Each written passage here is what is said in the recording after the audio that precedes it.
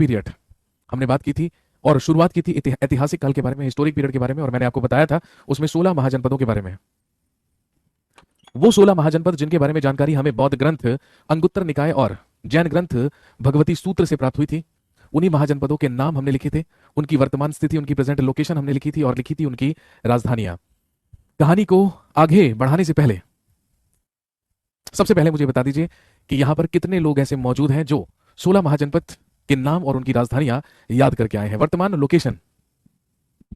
Location आपको याद हो या ना हो उसकी कोई दिक्कत नहीं है, लेकिन मुझे बता दीजिए कि आप में से कितने लोग हैं जो 16 महाजनपद याद करके आए हैं। सर वर्ल्ड हिस्ट्री की क्लासेस वीओडी से करनी है या लाइव वीओडी से करनी है वर्ल्ड हिस्ट्री?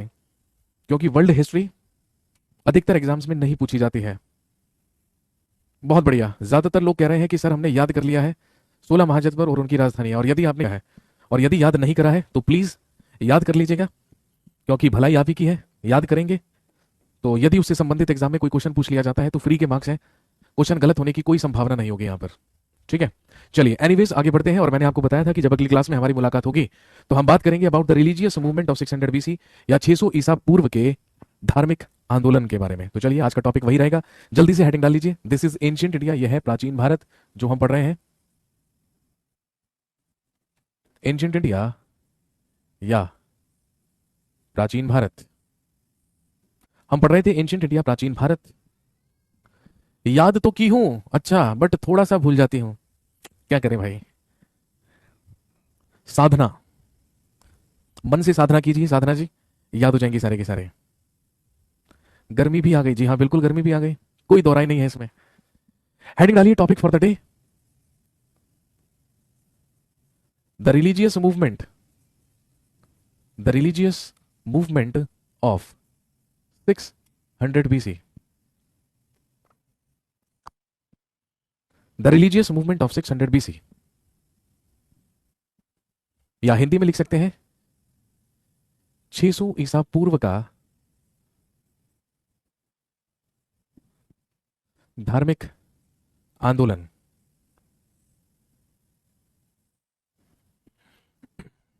छह सौ ईसा पूर्व का धार्मिक आंदोलन या the religious movement of 600 BC। अब ये क्या है रिलीजियस मूवमेंट?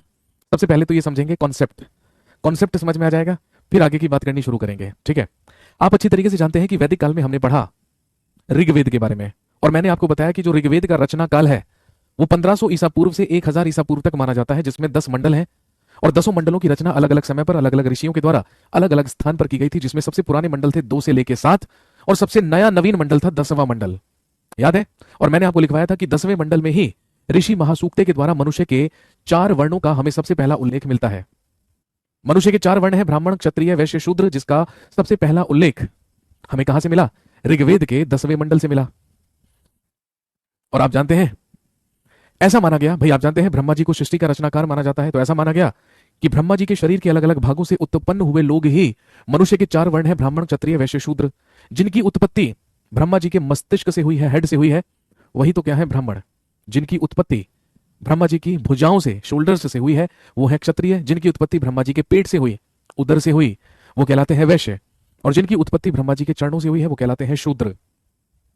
अब ब्राह्मण, क्षत्रिय, वैश्य, शूद्र का उल्लेख ऋग्वेद के 10वें मंडल में ऋषि महासूक्ते के द्वारा कर तो दिया गया, लेकिन भाई बड़ी विडंबना थी। विडंबना यह थी कि ब्रह्मा जी के अलग अलग शरीर के भागों से उत्पन्न हुए अलग अलग लोग ही ब्राह्मण, क्षत्रिय, वैश्य, शूद्र कहलाते थे। लेकिन भाई सारे के सारे लोग तो दिखने में एक जैसे होते हैं, अब केवल व्यक्ति को देखकर कैसे पता लगा लिया जाए कि ब्रह्मा जी ने इसको कहां से उत्पन्न किया है, ये कहां से पैदा किया है? इसी चीज को कैटेगराइज करने के लिए ध्यान रखेंगे, ये जो वर्ण व्यवस्था थी ये कर्म के आधार पर बनाई गई। कर्म के आधार पर का मतलब जिस व्यक्ति के जैसे कर्म होंगे, जिस व्यक्ति का जैसा प्रोफेशन होगा, उसका वैसा ही वर्ण माना जाएगा। कहने का मतलब जो चारों वेदों में से मिनिमम एक वेद का भी ज्ञान हासिल कर लेगा वो ब्राह्मण कहलाएगा, और उसी का काम होगा धार्मिक अनुष्ठान करना, धार्मिक क्रियाकलाप करना, पूजा पाठ करना। अगर उसने 2 वेदों का ज्ञान हासिल कर लिया तो उसे कहलाएगा उसे कहेंगे द्विवेदी। उसने 3 वेदों का ज्ञान हासिल कर लिया तो वो कहलाएगा त्रिवेदी, और उसने 4 वेदों का ज्ञान हासिल कर लिया तो वो कहलाएगा चतुर्वेदी ब्राह्मण। जो व्यक्ति दूसरों की रक्षा करेगा, दूसरों की रक्षा करने के लिए हथियार उठाएगा, लड़ेगा, वो कहलाएगा क्षत्रिय। जो व्यापार करेगा और हमारी सोसाइटी में एक इकोनॉमिक बैलेंस, एक आर्थिक समावेश बनाकर रखेगा, वो कहलाएगा वैश्य। और जो कृषि करेगा और बाकी 3 वर्णों की यानी कि ब्राह्मण, क्षत्रिय, वैश्य की सेवा करेगा, वो क्या कहलाएगा? शूद्र कहलाएगा। वो कहलाएगा शूद्र। अब ये जो वर्ण व्यवस्था थी ये कर्म के आधार पर की गई। कहने का मतलब यदि एक ही व्यक्ति के 4 बेटे हैं और चारों के कर्म अलग अलग हैं, तो एक ही आदमी के 4 बेटे अलग अलग वर्ण के हो सकते हैं, यानी कि ब्राह्मण, क्षत्रिय, वैश्य, शूद्र हो सकते हैं, लेकिन रहेंगे तो एक ही जगह, लेकिन रहेंगे तो एक ही साथ। कहने का मतलब कोई डिवीजन नहीं होगा। लेकिन धीरे धीरे ये जो वर्ण व्यवस्था थी जो कर्म के आधार पर बनाई गई थी, तो 600 बीसी आते आते, लगभग 600 ईसा पूर्व आते आते, इसको कर्म के स्थान पर जन्म के आधार पर कर दिया गया, on the basis of birth. जन्म के आधार पर का मतलब अब ब्राह्मण का पुत्र ब्राह्मण होगा, क्षत्रिय का बेटा क्षत्रिय, वैश्य की औलाद वैश्य और शूद्र की संतान शूद्र। कहने का मतलब अब ये कर्म के आधार पर नहीं, जन्म के आधार पर था। यदि ब्राह्मण का बेटा कृषि करता है तो शूद्र नहीं क्या कहलाएगा? ब्राह्मण ही कहलाएगा। अब क्षत्रिय का पुत्र यदि व्यापार करता है, किरयानी की दुकान करता है, तो आप उसे वैश्य नहीं क्षत्रिय ही कहेंगे। कहने का मतलब वो जन्म से क्षत्रिय होगा लेकिन वो कर्म से वैश्य होगा। वो जन्म से ब्राह्मण होगा लेकिन कर्म से वो क्या होगा? शूद्र होगा। लेकिन ये जो वर्ण व्यवस्था थी ये कर्म आधारित नहीं, अब क्या बन चुकी थी? जन्म आधारित बन चुकी थी। और क्योंकि जन्म आधारित बन चुकी थी, इसीलिए वेदों का ज्ञान हासिल करने का अधिकार, धार्मिक अनुष्ठान, पूजा पाठ, धार्मिक क्रियाकलापों को करने का अधिकार केवल और केवल ब्राह्मण वर्ग का हुआ करता था। शासक हुए क्षत्रिय, रूलर्स हुए क्षत्रिय, लेकिन क्षत्रियों के भी मुख्य सलाहकार हमेशा कौन हुआ करते थे? ब्राह्मण। भाई क्योंकि आप जानते हैं क्षत्रिय भी तब तक तलवार नहीं उठाते थे जब तक कि एक ब्राह्मण पूजा करके उसकी तलवार पर तिलक लगाकर उसे विजयी भव का आशीर्वाद न दे दे। इसीलिए आप सब जानते हैं कि हमारे समाज में उच्च वर्ग माने गए ब्राह्मण वर्ग भी और क्षत्रिय वर्ग भी। धार्मिक अनुष्ठान करेंगे ब्राह्मण अपने लिए भी और क्षत्रियों के बिहाफ पर क्षत्रियों के लिए भी, राजा महाराजाओं के लिए भी। लेकिन है ना, लेकिन कहने का मतलब पूजा पाठ से, धार्मिक क्रियाकलापों से दूर कर दिया गया या दूर हो गए वैश्य और शूद्र वर्ण के लोग। भाई क्योंकि वैश्य केवल और केवल व्यापार किया करते थे और शूद्रों का काम केवल कृषि करना और ब्राह्मण क्षत्रिय वैश्यों की सेवाएं करना था। और स्वाभाविक सी बात है भाई, वैश्य और शूद्र वर्ग के लोग भी तो चाहते होंगे धार्मिक अनुष्ठान करना, पूजा पाठ करना, क्रियाकलाप करना। लेकिन है ना, लेकिन समाज में उन्हें यह अधिकार नहीं था, क्योंकि यह अधिकार केवल और केवल किसे दिया गया था? समाज के उच्च वर्गों को दिया गया था। कहने का मतलब समाज में जो धार्मिक वर्चस्वता थी, जो रिलीजियस हेगेमोनी थी, वो केवल और केवल किसकी थी? ब्राह्मण्स की। वो केवल और केवल ब्राह्मण वर्ण की थी। इसीलिए आप कह सकते हैं कि 600 ईसा पूर्व में या 600 बीसी में हमारे देश में एक रिलीजियस मूवमेंट हुआ, एक धार्मिक आंदोलन हुआ। वही स्वाभाविक सी बात है, आंदोलन कब होते हैं? आंदोलन तभी होते हैं जब शोषण होता है। आप सब जानते हैं अंग्रेजों ने हमारा सामाजिक, आर्थिक, राजनैतिक और धार्मिक तौर पर शोषण किया। इसीलिए हमने अंग्रेजों के खिलाफ शुरू किया इंडियन नेशनल मूवमेंट, भारतीय राष्ट्रीय आंदोलन। उद्देश्य क्या था? आजादी प्राप्त करना, भारत को स्वतंत्र कराना, यह हमारा उद्देश्य था। लेकिन यदि हम उसे कंपेयर करें 600 बीसी के मूवमेंट से, आंदोलन से, तो भाई स्वाभाविक सी बात है कि जब रिलीजियस मूवमेंट हुआ 600 बीसी का, जब 600 ईसा पूर्व में धार्मिक आंदोलन हुआ, तो उस समय अनसेटिस्फाइड जो वर्ग था वो कौन सा था? वैश्य और शूद्र वर्ग। इसीलिए एक धार्मिक आंदोलन हुआ, इसीलिए एक रिलीजियस मूवमेंट हुआ। उद्देश्य था खुद को धार्मिक स्वतंत्रता प्रदान कराना और दूसरी तरफ समाज में जो वर्चस्वता ब्राह्मणों ने बनाई है, जो हेगेमोनी ब्राह्मण्स ने एस्टैब्लिश की है, उसको चैलेंज करना, उसको खत्म करना। इसीलिए दोस्तों ईसा के जन्म से लगभग 600 साल पहले क्षत्रिय कुल में 2 क्षत्रियों ने जन्म लिया, एक सिद्धार्थ और दूसरे वर्धमान। यही सिद्धार्थ महाज्ञान प्राप्ति करने के बाद कहलाए गौतम बुद्ध, और इन्होंने शुरू किया बौद्ध धर्म, बुद्धिज्म, जिसने सबसे ज्यादा संरक्षण प्रदान किया शूद्र वर्ग को। और दूसरी तरफ ज्ञात्रिक कुल के क्षत्रिय हुए वर्धमान, जिन्होंने आगे चलकर महाज्ञान प्राप्ति करके ये कहलाए महावीर स्वामी, और यही वास्तविक संस्थापक, एक्चुअल फाउंडर कहलाए जैनिज्म के।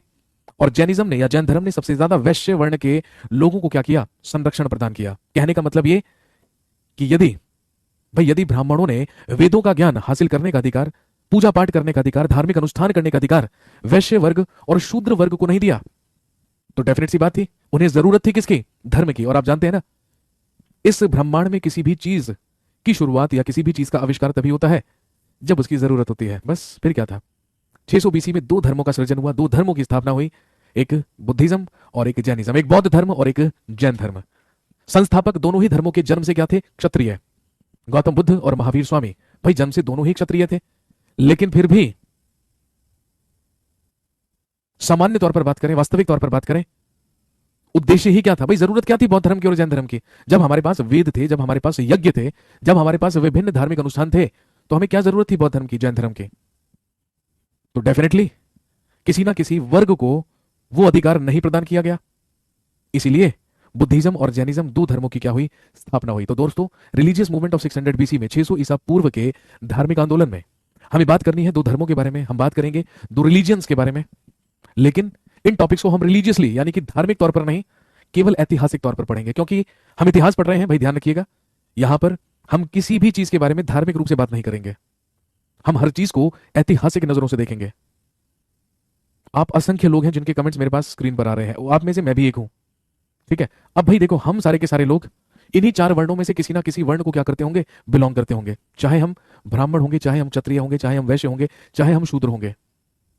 लेकिन जैसे ही आप इस क्लास में आते हैं, जैसे ही आप इस क्लास को लाइव करते हैं और जैसे ही मैं आपको पढ़ाना शुरू करता हूं, तो अब आपका एक ही धर्म है ना, वो क्या है, शिक्षा, वो है एजुकेशन, वो है पढ़ाई। अब यदि आप स्टूडेंट की तरह यहां पर इतिहास की क्लास अटेंड कर रहे हैं, तो भाई सिंपल सी बात है, अब आप किसी वर्ण, किसी धर्म, किसी जाति या किसी समुदाय के नहीं है, अब आप केवल एक स्टूडेंट हैं, अब आप केवल एक छात्र हैं, और आपको हर चीज धार्मिक नजरिए से नहीं बल्कि ऐतिहासिक नजरिए से देखनी है। बिल्कुल इसी तरीके से जब हम पॉलिटी पढ़ते हैं, जब हम भारत की राज्य व्यवस्था पढ़ते हैं, तो ध्यान रखें, हम एक स्टूडेंट हो जाते हैं, हम एक छात्र, एक विद्यार्थी हो जाते हैं। तो जब हम राजनीतिक चीजों के बारे में पढ़ते हैं, जब अपनी राज्य व्यवस्था के बारे में पढ़ते हैं, तो वहां पर भी हमें हर चीज किस नजर से देखनी होती है, हर चीज को हमें संवैधानिक नजरों से देखना होता है, कॉन्स्टिट्यूशनल वे होना चाहिए हमारा हर चीज का। क्योंकि कल को आप आईएएस पीसीएस का एग्जाम देंगे, तो यदि आप अपने आंसर्स में, यदि आप अपने उत्तरों में धार्मिक कट्टरता दिखाने की कोशिश करेंगे, तो भैया स्वाभाविक सी बात है, आपका उत्तर सही, सटीक और अच्छा तभी माना जाता है जब आप अपना पॉइंट ऑफ व्यू कैसा दें, जो संवैधानिक तौर पर सही हो। आपको कॉन्स्टिट्यूशनली राइट होना है, समझ गए, आपको रिलीजियसली राइट होने की जरूरत नहीं है। You have to be constitutionally right always, इस बात को हमेशा ध्यान में रखेंगे। चलिए एनीवेज शुरू करते हैं, और सबसे पहले बात करते हैं अबाउट बुद्धिज्म। सबसे पहले हम बात करेंगे बुद्धिज्म के बारे में या बौद्ध धर्म के बारे में।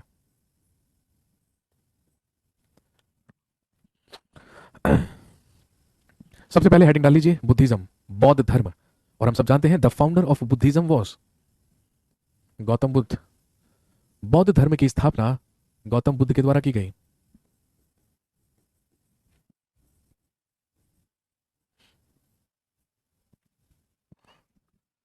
बौद्ध धर्म के संस्थापक हुए गौतम बुद्ध, और आप सब जानते होंगे गौतम बुद्ध को ही क्या कहा जाता है, ये कहलाते हैं, लिखिए, लाइट ऑफ एशिया, एशिया का ज्योतिपुंज कहा जाता है गौतम बुद्ध को। ये कहलाते हैं लाइट ऑफ एशिया या एशिया का ज्योतिपुंज।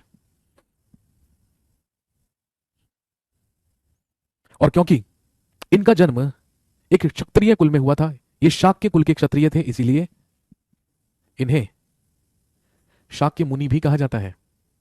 यही कहलाते हैं लाइट ऑफ एशिया, एशिया का ज्योतिपुंज, और यही कहलाते हैं शाक्य मुनि, क्योंकि इनका जन्म शाक्य कुल में हुआ था, जो कि क्षत्रिय कुल था।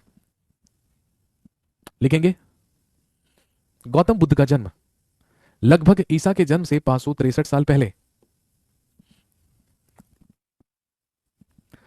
विभिन्न किताबों में आपको तिथि विभिन्न मिल सकती है, इवन एनसीईआरटी में भी आपको 563 बीसी नहीं मिलेगा, ठीक है, लेकिन सामान्य तौर पर यही तिथि मानी जाती है, आप इसी को कंसीडर कीजिए।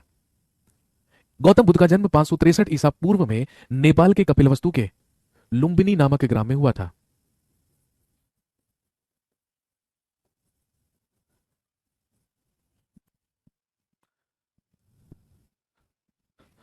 गौतम बुद्ध का जन्म 563 ईसा पूर्व में नेपाल के कपिलवस्तु के लुम्बिनी नामक ग्राम में हुआ। लिखेंगे, his childhood name was Siddharth. लिखेंगे, इनके बचपन का नाम सिद्धार्थ था। His childhood name was Siddharth, इनके बचपन का नाम सिद्धार्थ था। हिज फादर वॉज शुद्धोधन, इनके पिता का नाम शुद्धोधन था, जो कि शाक्य कुल के थे। अभी मैंने आपको बताया भाई इनका जन्म किस में हुआ था, शाक्य कुल में हुआ था, ये शाक्य कुल के क्षत्रिय हुआ करते थे। इनकी माता का नाम था महामाया, इनकी माता का नाम था महामाया, जो कौलीय वंश की थी,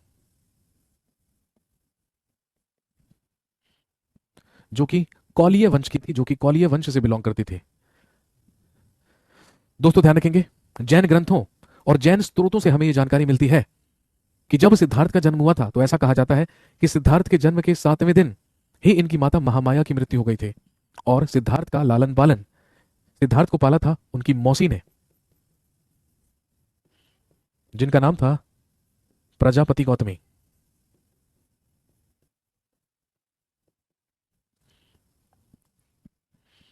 सिद्धार्थ की ही मौसी हुआ करती थी प्रजापति गौतमी, और इन्होंने ही सिद्धार्थ को पाला था।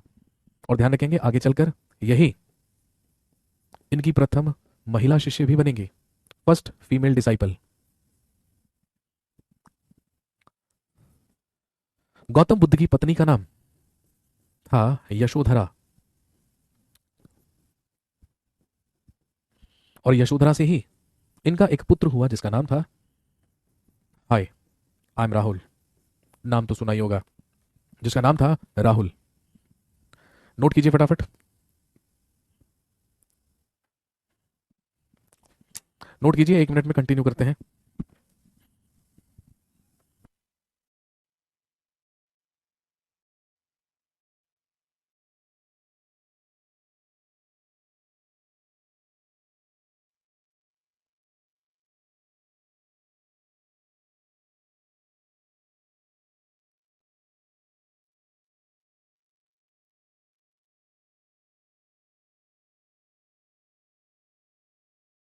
आगे की बात करते हैं।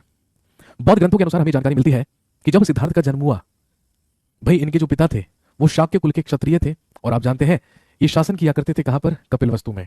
और ऐसा कहा जाता है कि जब सिद्धार्थ का जन्म हुआ तो सिद्धार्थ का जन्म होने के बाद एस्ट्रोलॉजर्स ने या ज्योतिषियों ने इनके पिता शुद्धोधन को, इनके पिता शुद्धोधन को यह भविष्यवाणी की कि आपका पुत्र बड़ा होकर या तो एक बहुत बड़ा शासक बनेगा, एक बहुत बड़ा रूलर बनेगा, या फिर ये एक सन्यासी बनेगा, एक भिक्षुक बनेगा, एक मोंक बनेगा।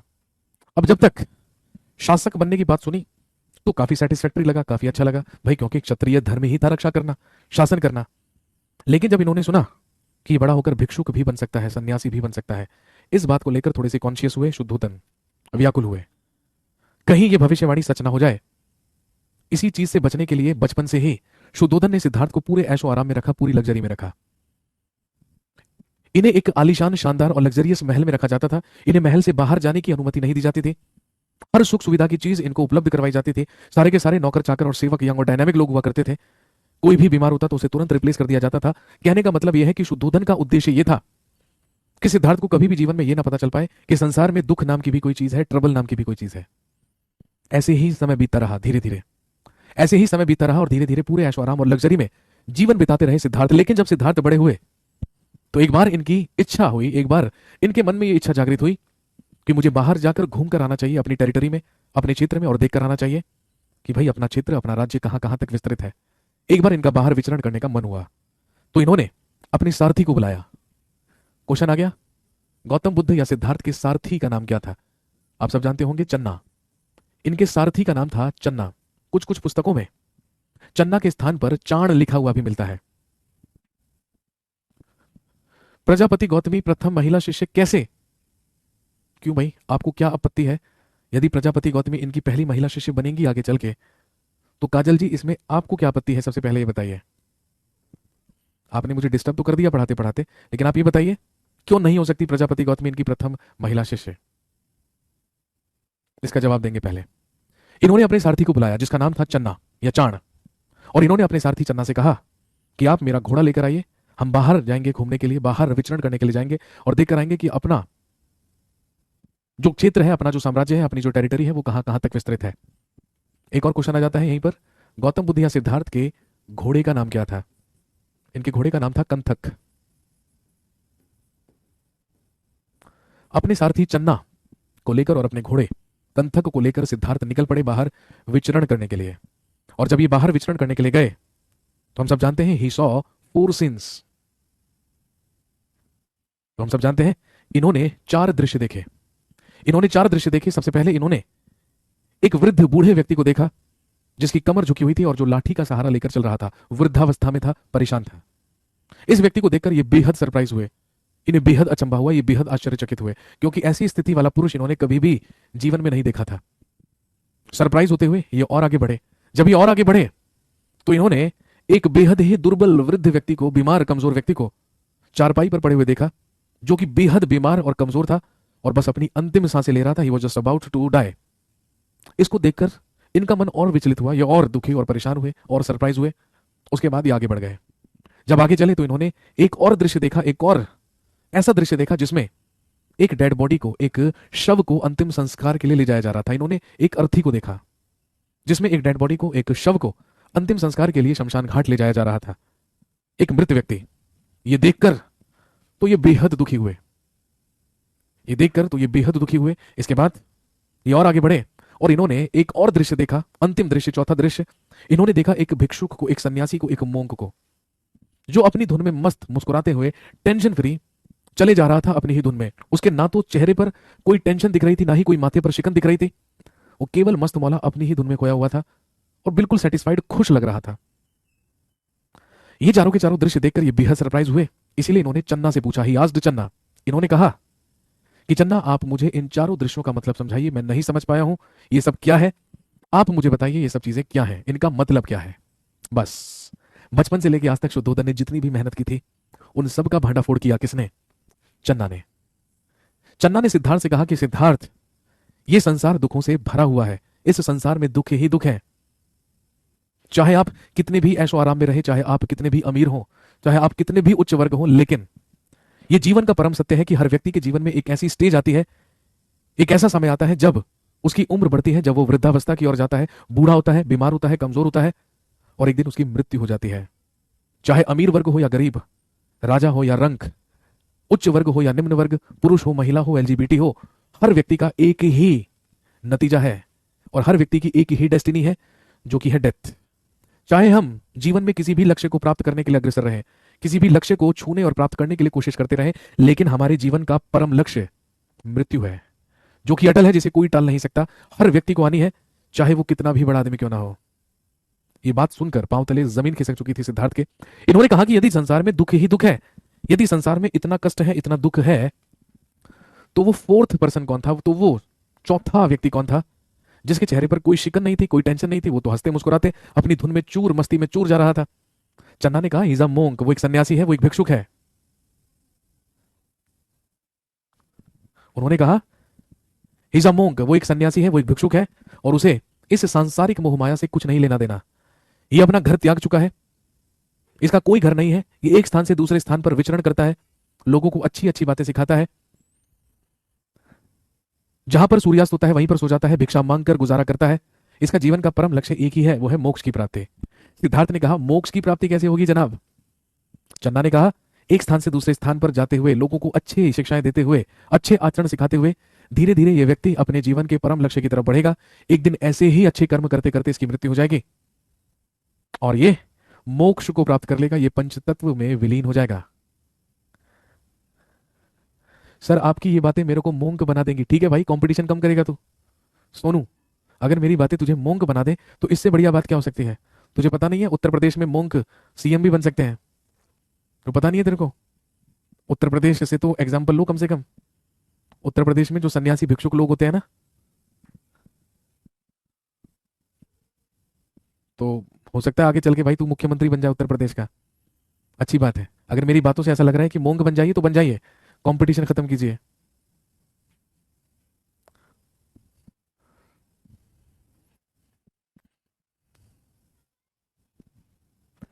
जी, तो फाइनली ये सारी की सारी बातें सुनकर बेहद धक्का लगा सिद्धार्थ को।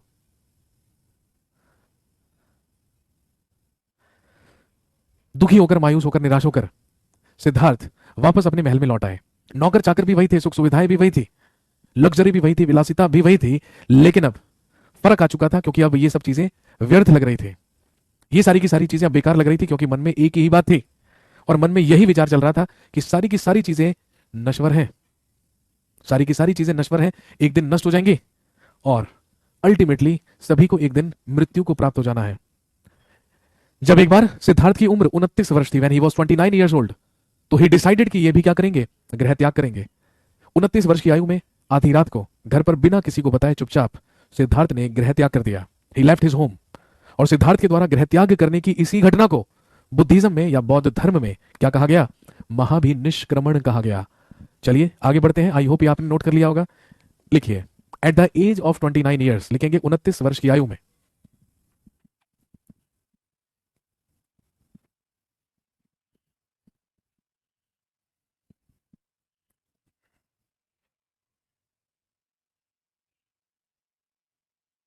जी, at the age of 29 years, 29 वर्ष की आयु में, लिखेंगे Siddhartha left his home, Siddhartha ने गृह त्याग किया।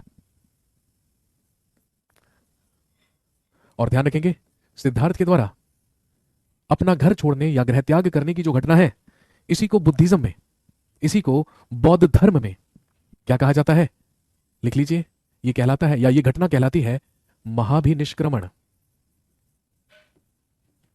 इस घटना को बौद्ध धर्म में कहा जाता है महाभिनिष्क्रमण। ये टर्म आपको याद रखना है भाई, ये इंपॉर्टेंट है। ये घटना कहलाती है महाभिनिष्क्रमण।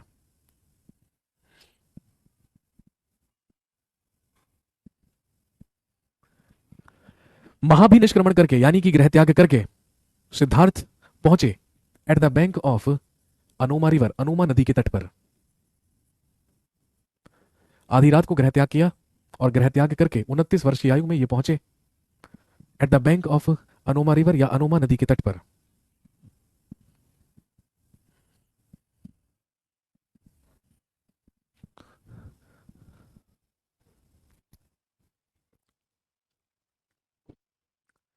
जंगल में एक माता जी का आश्रम है, वहां 2-3 दिन के लिए जाती हूँ। ओके, तब मुझे लगता है मैं संन्यास धारण कर लूं।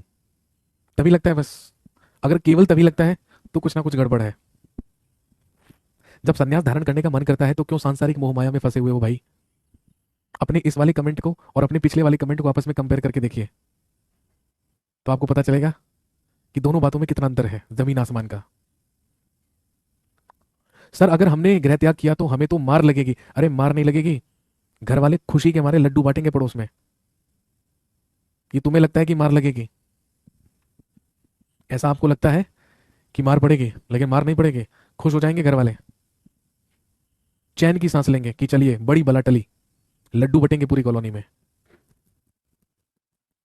29 वर्षीय आयु में महाभिनिष्क्रमण करके, गृह त्याग करके ये पहुंचे अनोमा नदी के तट पर और वहीं पर जाकर इन्होंने राजकुमारों वाले वस्त्र त्यागे, अपना सर मुंडवाया and he became a monk, and he became a monk at the bank of Anoma river. और लिखेंगे इसी नदी या अनोमा नदी के ही तट पर, अनोमा नदी के ही तट पर इन्होंने सन्यासी रूप धारण किया। अनोमा नदी के तट पर ही इन्होंने सन्यासी रूप धारण किया।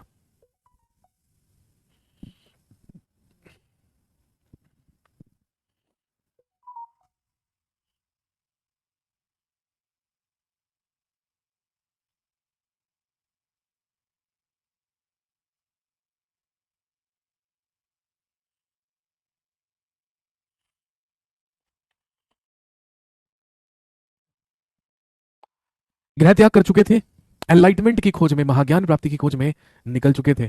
सबसे पहले पहुंचे मगध की राजधानी। आप तो सब जानते हैं, अब आप होशियार हो चुके हैं। मगध की सबसे पहली राजधानी थी राजगृही या गिरिव्रज।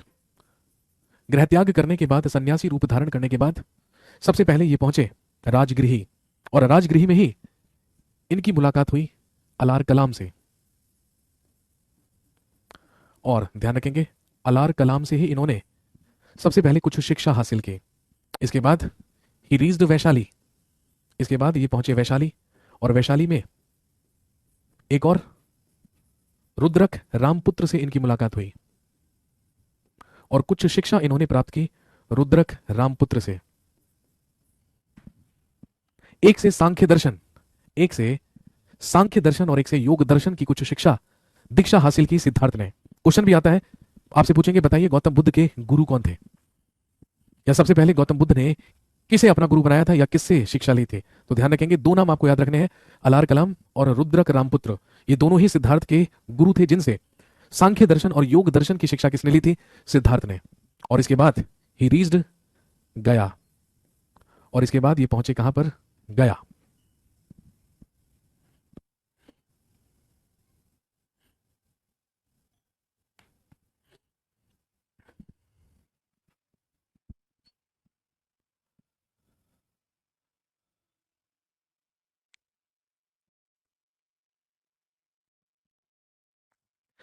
जब ये गया पहुंचे तो ही डिसाइडेड, तो इन्होंने ये डिसाइड किया कि ये वहीं पर क्या करेंगे, तपस्या करेंगे, ये वहीं पर मेडिटेशन करेंगे। लेकिन जब ये गया पहुंचे तो वहीं पर इनकी मुलाकात और 5 ब्राह्मणों से हुई। इनकी मुलाकात गया में ही और 5 ब्राह्मणों से हुई, और उन 5 ब्राह्मणों ने भी इनके साथ तपस्या करने का आग्रह किया, रिक्वेस्ट की। तो ध्यान रखेंगे, सिद्धार्थ और वो पांचों के पांचों ब्राह्मण एक साथ तपस्या करने के लिए बैठे। कहां पर? गया नामक स्थान पर। गया तो आप जानते हैं भाई बिहार में है गया, जो आज बोध गया कहलाता है।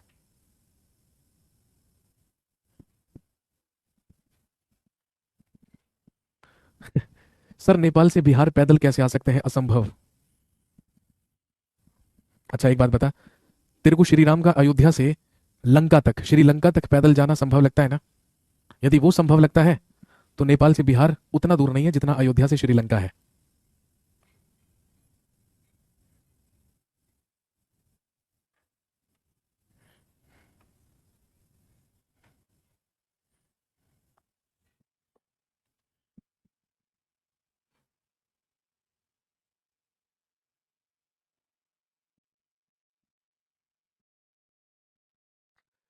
हाँ जी, तो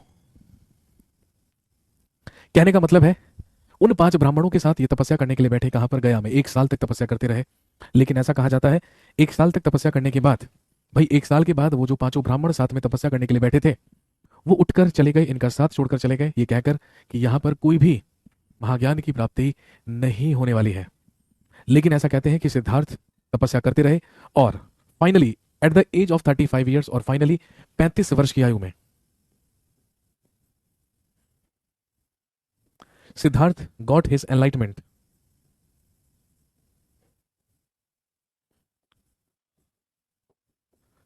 Siddharth got his enlightenment in Gaya at the bank of Niranjana river.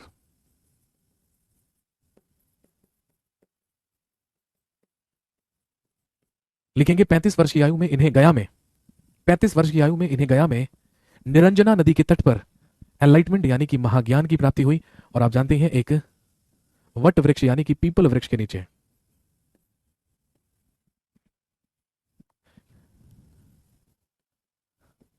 और ध्यान रखेंगे, बौद्ध धर्म के अनुसार महाज्ञान प्राप्ति की घटना को ही क्या कहा गया है? बुद्धिज्म में निर्वाणा या निर्वाण कहा गया है। अभी तक आप सब जानते हैं, अभी तक ये कहलाते थे, अभी तक ये कहलाते थे सिद्धार्थ।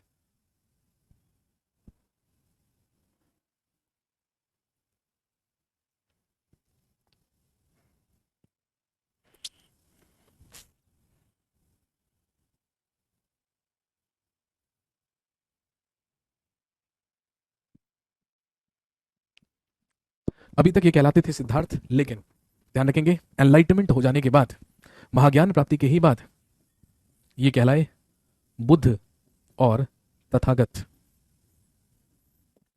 ये कहलाए बुद्ध और तथागत।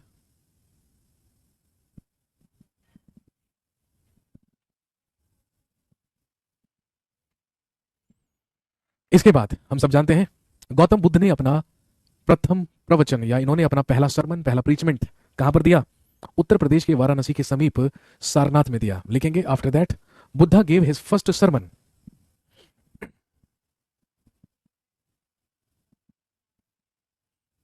लिखेंगे Buddha gave his first sermon in Sarnath, Uttar Pradesh. Buddha ने अपना प्रथम उपदेश उत्तर प्रदेश के सारनाथ में दिया। और ध्यान रखेंगे गौतम बुद्ध के प्रथम उपदेश को ही बुद्धिज्म में कहा जाता है, लिखेंगे धर्म चक्र प्रवर्तन।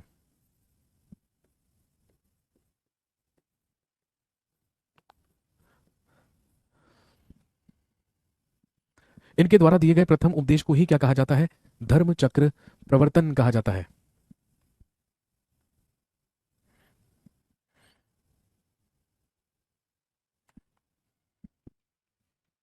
जो कहां पर हुआ? सारनाथ में। और यदि ऑप्शन में सारनाथ नहीं मिलेगा तो ध्यान रखेंगे सारनाथ का ही पुराना नाम, सारनाथ को ही क्या कहा जाता था? ऋषिपतनम। सारनाथ ही कहलाता है ऋषिपतनम। 35 वर्ष की आयु में इन्हें महाज्ञान की प्राप्ति हुई, इनकी तपस्या पूर्ण हुई।